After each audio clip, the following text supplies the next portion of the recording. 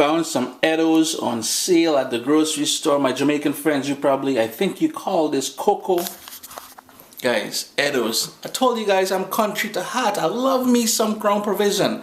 Chris here, CaribbeanPod.com. Welcome to my kitchen as normal. Hey, good things happening in here.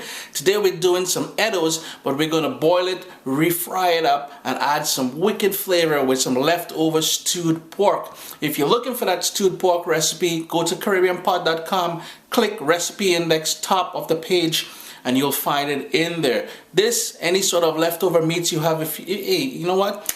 If you didn't want to use meat and you want to make this fully vegetarian, just go ahead, man. There's all kind of good things happening here. And at the end of the day, you're the one eating it, so make sure you add flavors that you like.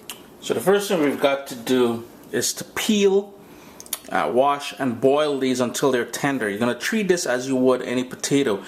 Caribbean store, Latin stores, as well as Asian stores usually have them.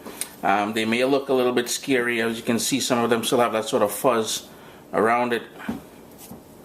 All you would do, sharp paring knife, trim off the bottom, nice beautiful white flesh, and as if you're peeling an apple or a potato, all you want to do is remove the outer skin. Don't go too deep.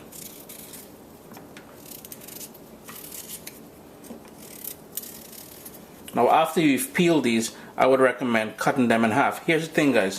If this was freshly harvested, so it's straight out of the ground, Eddoes, my hand, it can get your hands can get irritated, it will go itchy and stuff like that. I remember my mom would just take some vegetable oil, rub it to form a sort of a barrier or coating out of her hands, just because what happens is there's a sort of a sap. Right now these have been sitting in the grocery store for a while, I can tell, but if they're freshly harvested, the sap will cause irritation to your skin. Or other than using the vegetable oil, you can use gloves. After cutting the Eddoes and peeling them, cutting them in half, rinse them out, put them in a pot with water, make sure it's covered, bring it up to a boil, to a rolling boil. I'm just going to turn the heat down so it's a rolling boil. This is extra starch and stuff at the top, so you're just going to skim that out.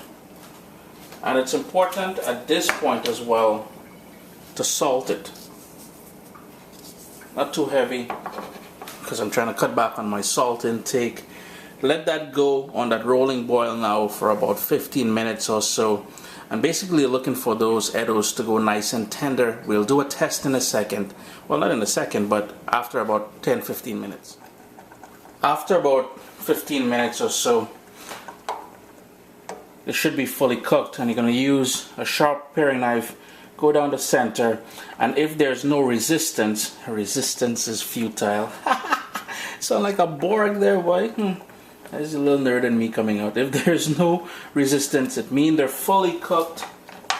Turn your heat off, drain them, set them aside, and let's get assembling everything now. Got a nice wide pan here, medium-high heat. I'm gonna go in with some olive oil and a little bit of butter. Just move that around a bit.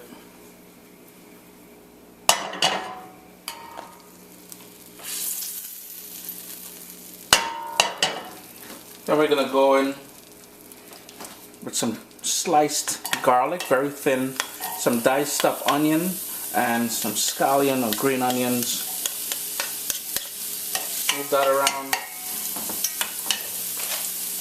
Some fresh ground black pepper.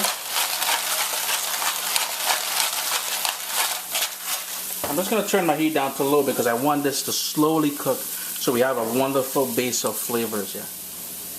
Next up, we're going to go in with some tomato. Move that around. And this is just going to brighten it up. Now, if you're doing this totally vegetarian, you're going to skip the next step, because the next step, I'm going to add the pieces of stewed pork, the leftover pork that I have. If you want to add some more flavor, if you're doing this vegetarian, a little bit of fresh thyme would go well in here. And after that, you would put back now the drained, boiled Eddoes into the pot and let that go. Toss it around, mix up all those flavors, and let that go for about 3 or 4 minutes. But we're not doing vegetarian. That was just for those of you who are doing it vegetarian. So in goes some of that leftover stewed pork.